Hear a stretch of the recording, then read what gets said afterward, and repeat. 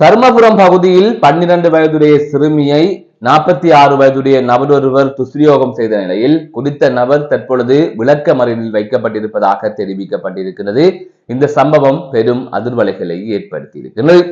அதுதவிர கிளிநொச்சியில் 6,45,000 ரூபாய்க்கு ஒரு ஆலயத்தில் பக்தர் ஒருவர் மாம்பழத்தை ஏலத்தில் எடுத்திருக்கின்றார். இது தொடர்பான தகவல்கள் வெளியாகி வியப்பை ஏற்படுத்தியிருக்கின்றது. மற்றொரு செய்தியாக முல்லைத்தீவில் இளைஞன் கூறிய ஆயத்தினால் தாக்கப்பட்ட நிலையில் சடலமாக மீட்கப்பட்டிருப்பதாக தெரிவிக்கப்பட்டிருக்கிறது. குறித்த இளைஞன் வடக்கு மாகாண ரீதியில் சாதித்த ஒரு இளைஞன் என்றும் சிறந்த மாரத்தான் வீரர் என்றும் தெரிவிக்கப்பட்டிருக்கிறது. இது தொடர்பான தகவலும் வெளியாகி இருக்கின்றது. மற்றொரு செய்தியாக யாழ்ப்பாணத்தில் 2 இளைஞர்கள் மோட்டார் சைக்கிளில் பயணித்த நிலையில் மின்கம்பத்தில் மோட்டார் சைக்கிள் மோதி விபத்து ஏற்பட்டதை தொடர்ந்து ஒருவர் உயிரிழந்திருப்பதாக தெரிவிக்கப்பட்டிருக்கிறது. அது தொடர்பான செய்தியையும் பார்க்க இருக்கின்றோம். அதுதவிர சிறையில் இருக்கின்ற முன்னாள் ராஜாங்க அமைச்சரான சிவனேசந்துரை சந்திரகாந்தன் அவர்கள் ஒரு கடிதம் ஒன்றினை மட்டக்களப்பு மாநகர முதல்வருக்கு அனுப்பியதாக சமூக வலைத்தளத்திலே ஒரு கடிதம் வைரலாகி வந்தது. இந்த நிலையில் குற்றப்புலனாய்வு திணைக்களத்தினர் மட்டக்களப்பு மாவட்ட முதல்வரை விசாரணைக்கு உட்படுத்தி இருக்கின்றார்கள். இது தொடர்பான செய்தியையும் பார்க்க இருக்கின்றோம். அதற்கு முதல் JK ரிப்போர்ட் எனப்படுகின்ற இந்த யூடியூப் சேனலை இதுவரை யாராவது சப்ஸ்கிரைப் செய்யாமல் பார்த்து கொண்டிருந்தால் சப்ஸ்கிரைப் செய்து கொள்ளுங்கள். தொடர்ந்து அருகில் இருக்கின்ற பெல் பட்டினை கிளிக் செய்வதன் ஊடாக நான் போடுகின்ற ஒவ்வொரு காணொளிகளையும் நீங்கள் உடனுக்குடன் பார்க்கக்கூடிய வகையிலே இருக்கும். நான் நடராசா ஜெயகாந்தன். தற்பொழுது செய்திகளுக்குள்ளே செல்லலாம். தர்மபுரம் பகுதியில் சிறுமியை துஷ்பிரயோகம் செய்த குற்றச்சாட்டில் 46 வயதுடைய நபர் ஒருவர் விளக்கமறியலில் வைக்கப்பட்டிருப்பதாக தெரிவிக்கப்பட்டிருக்கிறது. தர்மபுரம் பகுதியைச் சேர்ந்த 12 வயதுடைய சிறுமியை இவ்வாறு நபர் துஷ்பிரயோகத்திற்குள்ளாக்கிய நிலையில் இது தொடர்பாக கிராம சேவையாளர் போலீசாருக்கு தகவல் வழங்கியிருக்கின்றார். அதன் தொடர்ச்சியாக குறித்த நபர் கைது செய்யப்பட்ட நிலையில் அவர் நீதிமன்றத்திலே முன்னிலைப்படுத்தப்பட்டார். இந்த நிலையில் எதிர்வருகின்ற 20ஆம் தேதி வரை குறித்த நபரை விளக்கமறியலில் வைக்குமாறு நீதிமன்றம் உத்தரவு பிறப்பித்திருக்கிறது. இவ்வாறு நபரொருவர் சிறுமியை துஷ்பிரயோகத்திற்கு உள்ளாக்கிய சம்பவம் அப்பகுதியிலே பெரும் பரபரப்பை ஏற்படுத்தி இருக்கிறது. இவ்வாறான துஷ்பிரயோக சம்பவங்கள் தொடர்ந்து இடம்பெற்று வருகின்றமையும் குறிப்பிடத்தக்கது. மற்றொரு செய்தியாக கிளிநொச்சியில் உள்ள பிரபலமான ஆலயத்தில் மாம்பழம் ஒன்று 6,45,000 ரூபாய்க்கு ஏலம் எடுக்கப்பட்ட சம்பவம் பெரும் வியப்பை ஏற்படுத்தி இருக்கின்றது. கிளிநொச்சி ராமநாதபுரம் வயலூர் முருகன் ஆலயத்தின் வருடாந்த மகோற்சவம் இடம்பெற்று வருகின்றது. இந்த நிலையில் குறித்த மகோற்சவத்தின் 7வது நாளான மாம்பழ திருவிழா கடந்த 6ஆம் தேதி இடம்பெற்றிருந்தது. இந்த நிலையில் முருகனுக்கு படைக்கப்பட்ட குறித்த மாம்பழம் ஏலத்தில் விடப்பட்டது. இந்த நிலையில் தான் குறித்த மாம்பழத்தை பக்தர் ஒருவர் 6,45,000 ரூபாய்க்கு ஏலத்தில் எடுத்திருப்பதாக தெரிவிக்கப்பட்டிருக்கின்றது. குறித்த அந்த வயலூர் முருகன் ஆலயம் மிகவும் பிரசித்தி பெற்ற ஆலயம் என்று தெரிவிக்கப்படுகிறது. இந்த நிலையில் இவ்வாறு ஒரு மாம்பழம் 6,45,000 ரூபாய்க்கு ஏலம் எடுக்கப்பட்ட சம்பவம் அப்பகுதியைச் சேர்ந்த பக்தர்களுக்கு பெரும் ஆச்சரியத்தை ஏற்படுத்தியிருக்கின்றது. மற்றொரு செய்தியாக முல்லைத்தீவில் இளைஞன் கூறிய ஆயுதத்தினால் தாக்கப்பட்டு கொலை செய்யப்பட்ட சம்பவம் பெரும் அதிர்ச்சியை ஏற்படுத்தி இருக்கிறது. முல்லைத்தீவு கொக்கு தொடுவாய் வடக்கு பகுதியைச் சேர்ந்த 21 வயதுடைய ஜெயராஜ் சுபராஜ் எனப்படுகின்ற இளைஞனே இவ்வாறு கூறிய ஆயுதத்தினால் தாக்கப்பட்டு கொலை செய்யப்பட்டிருக்கின்றார் என்று கூறப்படுகின்றது. குறித்த இளைஞன் கடந்த 7ஆம் தேதி முல்லைத்தீவு கொக்கு தொடுவாய் களப்பு கடற்கரைக்கு மீன் பிடிப்பதற்காக சென்றிருக்கின்றார். இந்நிலையில் தான் நேற்றைய தினம் அதிகாலை அவர் மீண்டும் வீடு நோக்கி பயணித்திருக்கின்றார். அந்த சந்தர்ப்பத்தில் தான் நடுவீதியில் அவர் இவ்வாறு சடலமாக இனங்காணப்பட்டதாக தெரிவிக்கப்பட்டிருக்கின்றது. குறித்த பகுதியால் பயணித்த நபர் ஒருவர் வீதியிலே விழுந்து கிடப்பதை அவதானித்திருக்கிறார். அதன் அடிப்படையில் குறித்த பகுதியில் யானை நடமாட்டம் அதிக அளவில் இருப்பதால் யானை தாக்கித்தான் குறித்த இளைஞருக்கு ஏதாவது நடந்திருக்குமோ என்று அவர் அச்சப்பட்டு அந்த இடத்துக்கு சென்றிருக்கிறார். அந்த சந்தர்ப்பத்தில் குறித்த இளைஞரின் உடலில் வெட்டுக்காயங்கள் இருப்பதை அவர் அவதானித்திருக்கிறார். அதற்கு பிறகாக போலீசாருக்கு தகவல் வழங்கப்பட்டதை தொடர்ந்து போலீசார் சம்பவ இடத்திற்கு சென்று விசாரணைகளை மேற்கொண்டிருந்தனர். அதன் தொடர்ச்சியாக முல்லைத்தீவு மாவட்ட நீதிபதி அந்த இடத்திற்கு சென்று மேலதிக நடவடிக்கைகளை மேற்கொள்ளுமாறு உத்தரவிட்டிருந்தார்.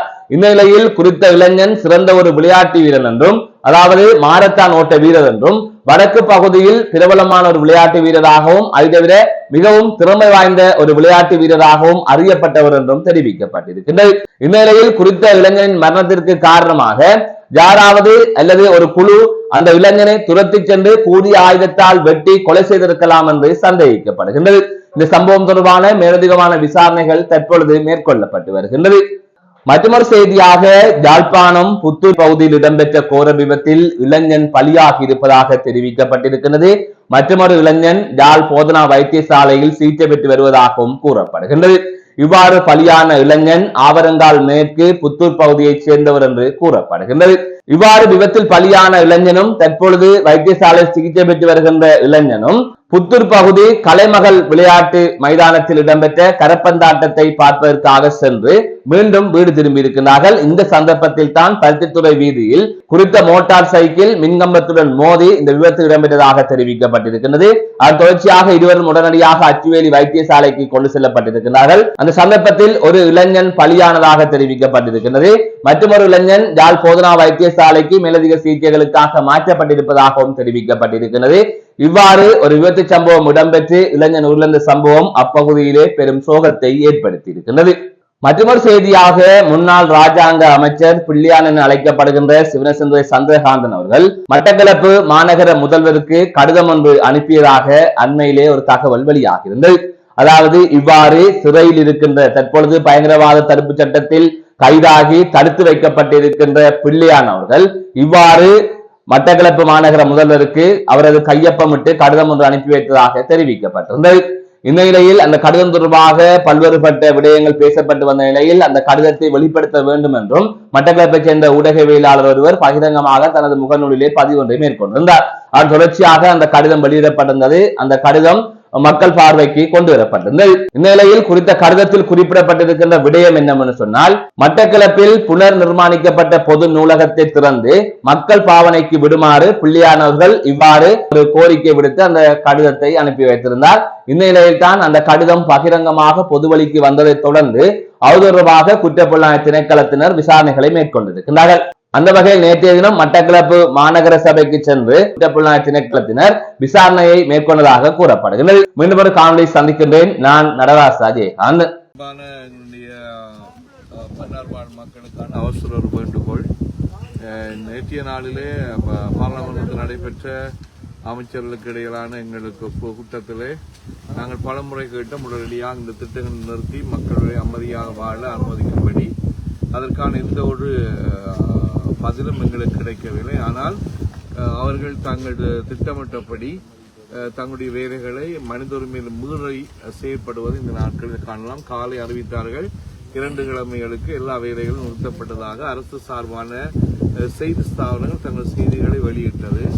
அதற்கு புறம்பாக இந்த இரவு வேளையிலே காற்றாலை மின் கோபுரத்துக்கு அமைப்பதற்கான எல்லா உதவி பாகங்களும் ஏற்றிய வாகனங்கள் நகர்ந்து கொண்டிருக்கின்ற தகவல்கள் எங்களுக்கு கிடைத்திருக்கின்றன. ஆகவே அவற்றை முற்றிலுமாக தடுத்து நிறுத்துகின்ற நடவடிக்கையில் ஈடுபடுவதற்கு மன்னார் மாவட்டத்தில் இருக்க அனைத்து மக்களும் ஆண்கள், பெண்கள், இளைஞர், யுவதிகள் எல்லோரும் இணைந்து கொள்ள வேண்டும் என்று கேட்டுக்கொள்கிறோம். இது எங்களுக்குரிய நேரம். அரசாங்கத்துக்கு பல முறை சொல்லி இருக்கிறோம். அரசாங்கம் தன்னுடைய விடாப்பிடியான நிலையில் நிற்பதை நாங்கள் நேற்றைய நாளில் உணரக்கூடியதாக இருந்தது. என்றாலும் எங்களுடைய மக்களுடைய சக்தியை மீறி அவர்கள் போக முடியாது என்பதும் அவர்களுக்கு தெரிந்த உண்மையாக இருக்கிறது. நேற்றைய நாளில் அவர்கள் கேட்டார்கள், எங்களுக்கு அனுமதி தாங்கள், இந்த உபகரணங்களை நாங்கள் தீவுக்கு கொண்டு போவதற்கு. நாங்கள் எந்த அனுமதி உங்களுக்கு தர முடியாது. நீங்கள் தீவுகள் கொண்டு வந்தால் இருக்கிற நிலைமையை விட மோசமான நிலைமை இந்த நாட்டில் ஏற்படுவதற்கான வாய்ப்புகளை நீங்கள் தான் திறந்து விடுகிறீர்கள். ஆகவே அதற்கான இதை நீங்கள் ஜனாதிபதி கருத்து துரித முடிவு எடுக்கும்படி கேட்டிருந்தோம். ஆனால் அதற்கு எதிர்மாறான நடவடிக்கை இந்த வேளையில் அரசாங்கம் இந்த இரவு வேளையில் செய்து கொண்டிருப்பதை எல்லா மக்களுக்கு அறிவித்திருக்கிறது. ஆகவே எல்லா மன்னார் மக்களும் ஒன்றிணைந்து இந்த பாரிய அழிவிலிருந்து மன்னாரை காப்பாற்றுகின்ற இந்த புனிதமான ஒரு போராட்டத்தில் இணைந்து கொள்ளுமாறு இந்த இரவு வேளையில் உங்கள் எல்லோரையும் அன்போடு கேட்டுக்கொள்கிறேன். போராட்ட களத்தில் இருந்து